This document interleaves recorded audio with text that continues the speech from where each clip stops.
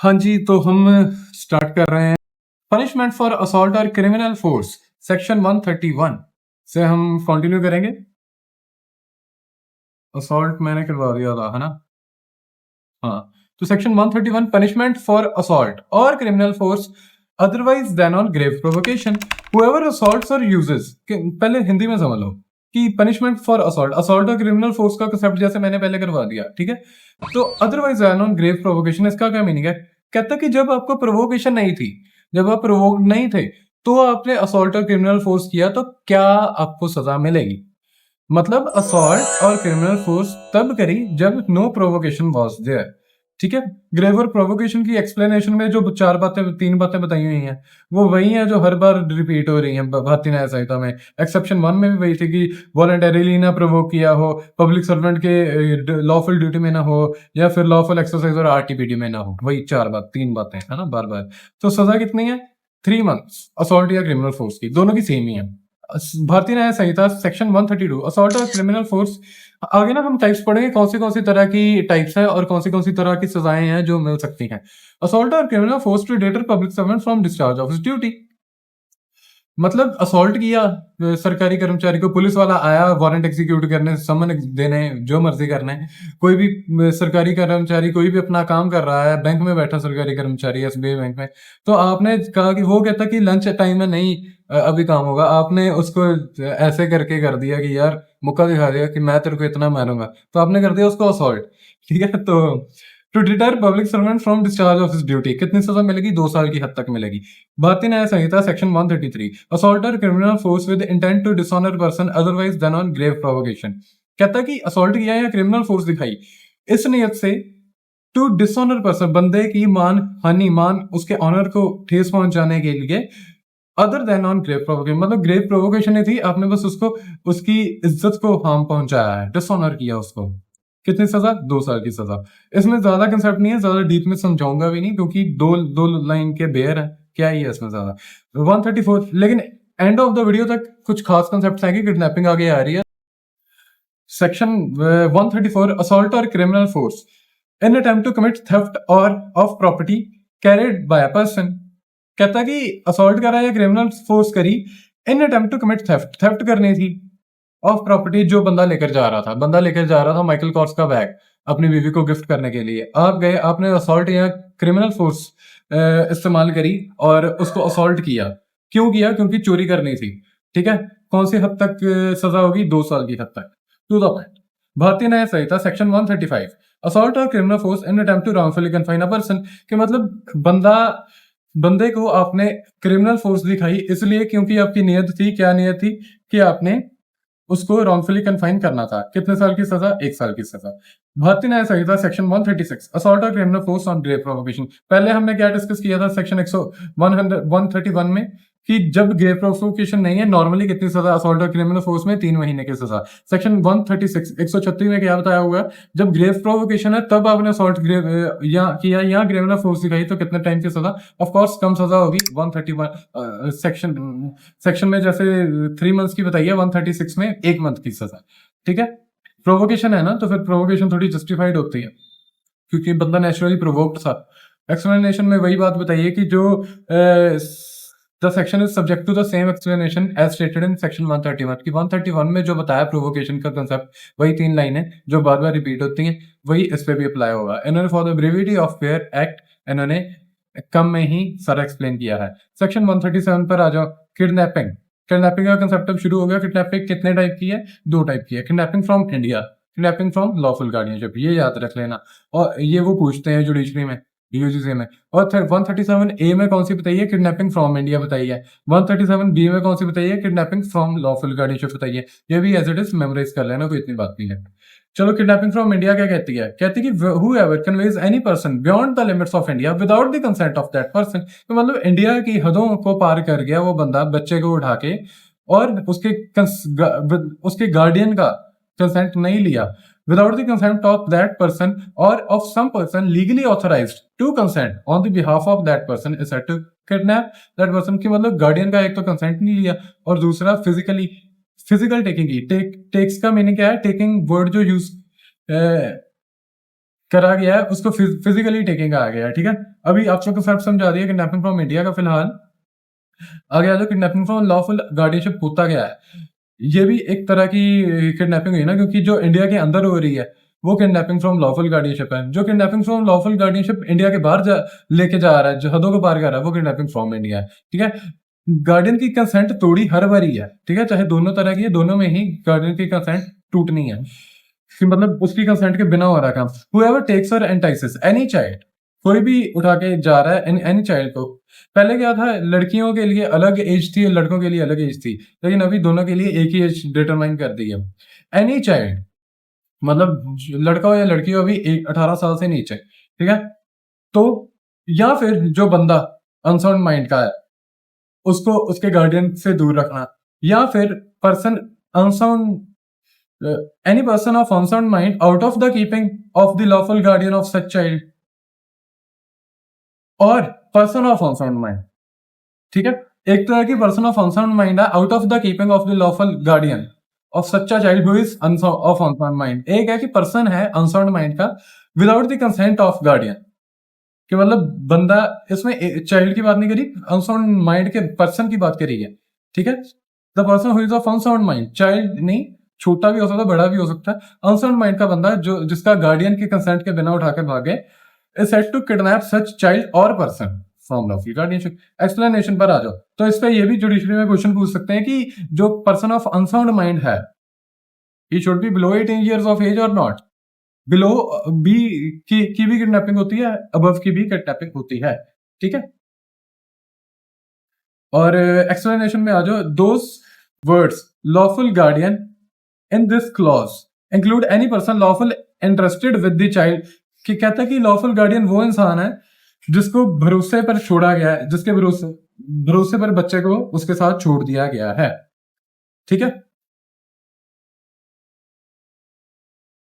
Exception पर आ जाओ, एक्सेप्शन कहता है कि this clause does not extend to any person जिसको एक गुड फेथ में ये भरोसा है कि वही फादर है, इलेजिटिमेट बच्चे का वही फादर है, ठीक है। या फिर इस गुड फेथ में उसको भरोसा है कि to be entitled to the lawful custody of such child unless such act is committed for an immoral purpose, कि मतलब उसको लगता है कि मैं ही बच्चे का फादर हूं, तो अगर वो बच्चे को उठा के गया है तो किडनैपिंग उसने नहीं करी है। और who in good faith believes himself to be entitled to the lawful custody, मतलब जिसको सच में लगता है कि वही एंटाइटल्ड है उसकी बच्चे की कस्टडी के लिए, unless such act is committed for, कि अनलेस मतलब तब तक नहीं ये अप्लाई होगी जब तक उस बंदे ने ये एक्ट इमोरल या अनलॉफुल पर्पस के लिए नहीं किया है, कि मतलब अगर उसने इस पर्पस के लिए किया तो फिर ये एक्सेप्शन नहीं मिलेगी, simple as that. Clause two whoever kidnaps any person from India और from lawful guardianship, कितनी सजा होगी, 7 साल की हद तक, ठीक है।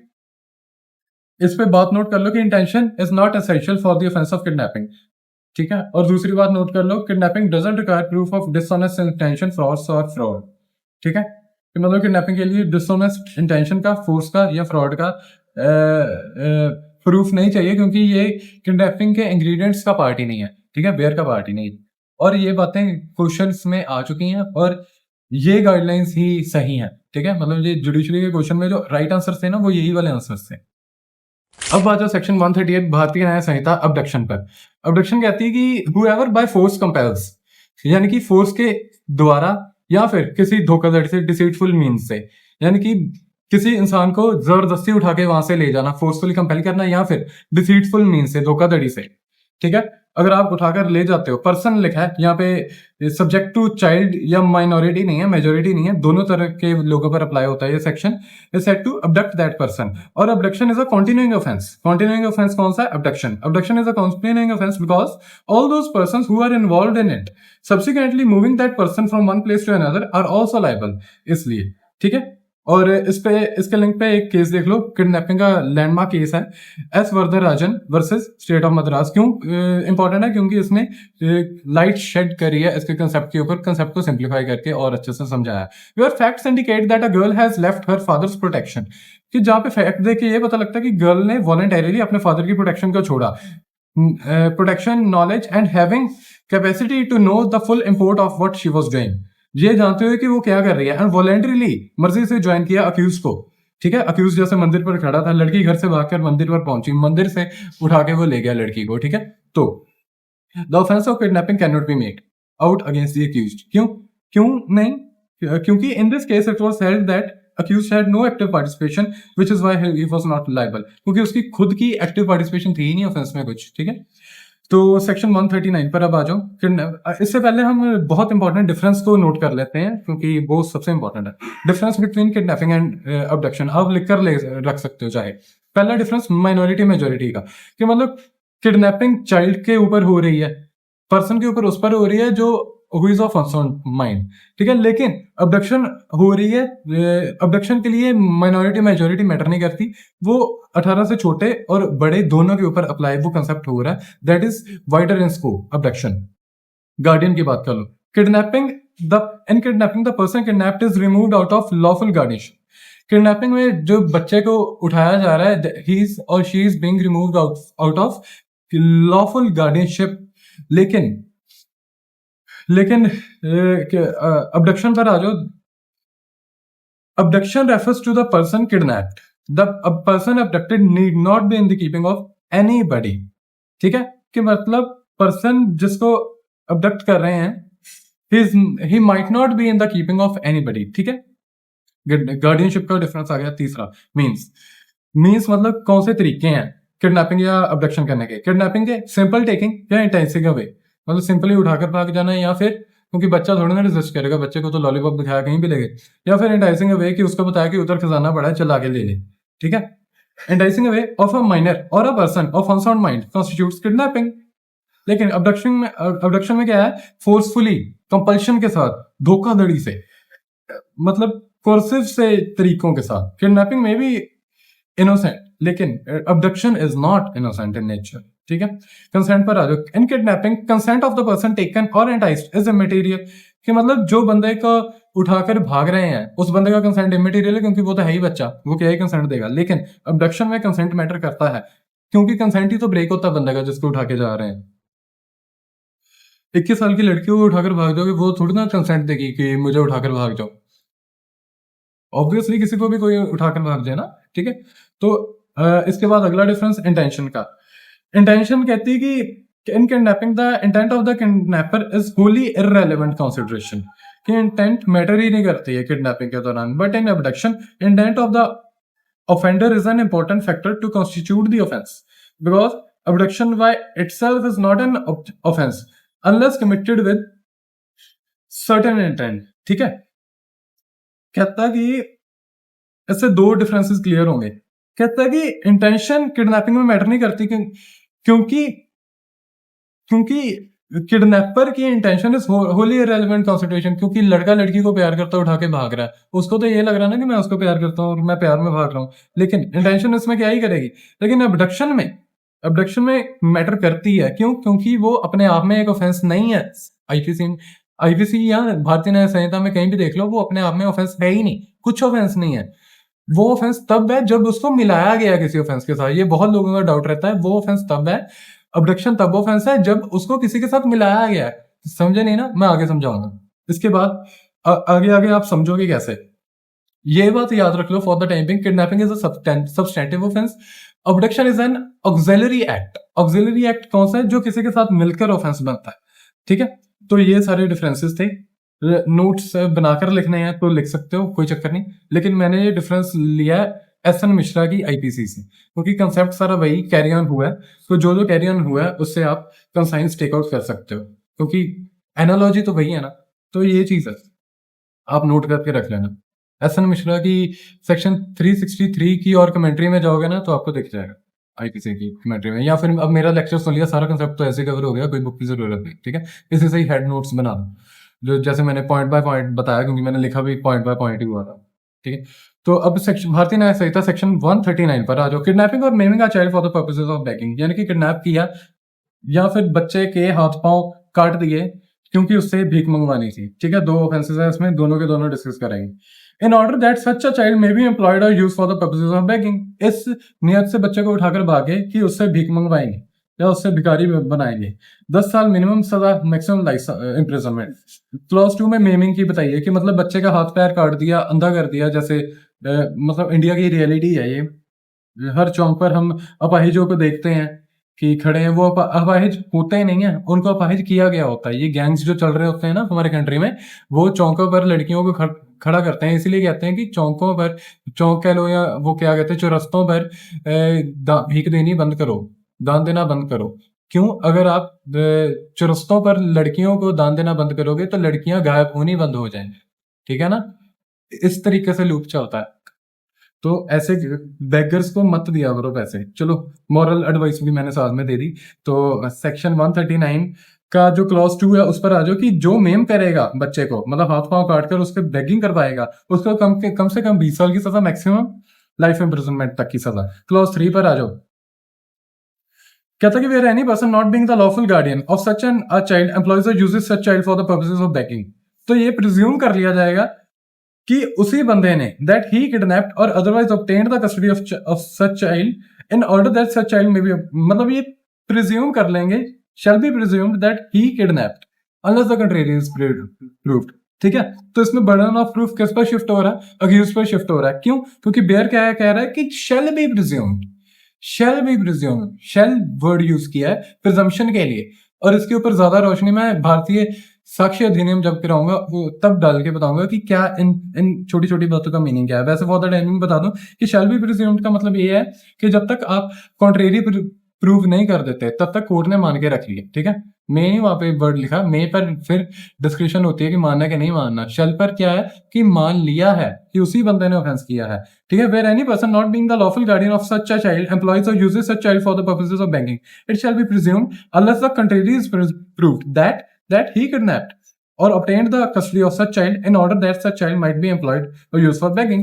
Begging का मीनिंग क्या है? soliciting, receiving alms, entering into private premises, किसी के premises में जाके भीख मांगना, या पब्लिक प्लेस पर खड़े होकर भीख मांगना, या फिर किसी बच्चे को ऐसी बीमारी दे देना ताकि वो भिखारी बन के वो भीख मांग सके, या ये सारी जनरल सी बातें। ठीक है, इतना इससे क्वेश्चन नहीं बनता ये डेफिनेशन से, जनरल कंसेप्ट है, समझ लेना, पढ़ लेना, वैसे बता ही दिया सारा। सेक्शन 140 किडनैपिंग और abducting in order to murder और फॉर रैंसम। रैंसम जैसे मैंने पहले बताया था कि बच्चे को अगवा करके 5 लाख 50 लाख रुपया मांगना। ठीक है, किडनैपिंग करी या अबडक्शन करी। अब अबडक्शन कैसे ऑक्सिलरी एक्ट है, क्योंकि अबडक्शन की खुद की तो पनिशमेंट कोई दी ही नहीं हुई। ठीक है ना, किडनैपिंग की दी हुई है 137 क्लॉज 2 में 7 साल की हद तक। अबडक्शन की आप देखोगे इंडिपेंडेंटली कोई नहीं दी हुई सजा। अबडक्शन की तब तक सजा मिल रही है जब तक वो किसी एक्ट के साथ मिल रहा है। जैसे अब पहली बारी देख रहे हो, अब बातें ने सही था कि सेक्शन 140 में पहली बारी अबडक्शन को पनिशमेंट दी गई है। ठीक है, कब? जब वो मिल रहा है इन ऑर्डर टू मर्डर और फॉर रैंसम। ठीक है, वो मिलकर बनता है किसी और एक्ट से, मर्डर और रैंसम से मिलकर अबडक्शन ऑफेंस बन रहा है। ठीक है, किडनैपिंग अपने आप में सब्सटेंटिव ऑफेंस था। तो क्या कहता है कि whoever kidnaps or abducts any person in order that such person may be murdered or may be so disposed of as to be put in danger of being murdered, इस तरीके से उसको किडनैप कर लेना कि उसके ऊपर ये डेंजर है, उसकी जान का खतरा है कि उसको मर्डर हो जाएगा, shall be punished with the imprisonment of life or for rigorous imprisonment to the extent of 10 years, या फिर rigorous imprisonment 10 साल की हद तक, या फिर उम्र कैद। ठीक है, क्लॉज 2 पर आ जाओ।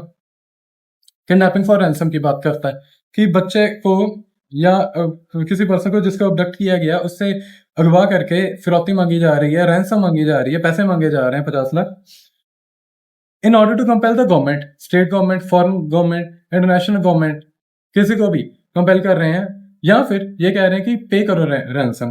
ठीक है, किसी सरकारों को इन्वॉल्व करके हम मांग रहे हैं रैंसम, या फिर हम कह रहे हैं कि हम रीजन दो तरह है, या तो हम पैसे मांग रहे हैं या फिर हम कह रहे हैं इस बंदे को मार दूंगा। सरकारों को कह रहे हैं कि हम या तो मैं इस बंदे को मार दूंगा, या फिर हर्ट पहुंचाऊंगा, या फिर हर्ट पहुंचाऊंगा, या फिर इसकी डेथ करूंगा, सो एंड सो। तो या फिर किसी प्राइवेट बंदे को कह रहे हैं कि तू रैंसम पे कर। ऐसे दोनों के दोनों सर्कमस्टांसेस कवर किए हैं। ऐसे सिचुएशन में सजाए मौत होगी या फिर लाइफ इम्प्रिजनमेंट तक की सजा होगी। Clause 3 kidnapping with intent to secretly और रॉन्गफुली कन्फाइन अ पर्सन, मतलब छुप के उसको किडनैप किया, या मतलब किडनैप किया या अबडक्ट किया कि वो छुपा ही रहे, या फिर रॉन्गफुली कन्फाइंड रहे, 7 साल की हद तक सजा होगी। क्लॉज 4 पर आ जाओ। किडनैपिंग और abducting in order to subject person to grievous hurt, slavery या नेचुरल लस्ट, ये तीनों याद कर लेना। कि ग्रीवियस हर्ट के लिए या स्लेवरी के लिए या अननेचुरल लस्ट के लिए किडनैप किया तो कितने साल की सजा होगी?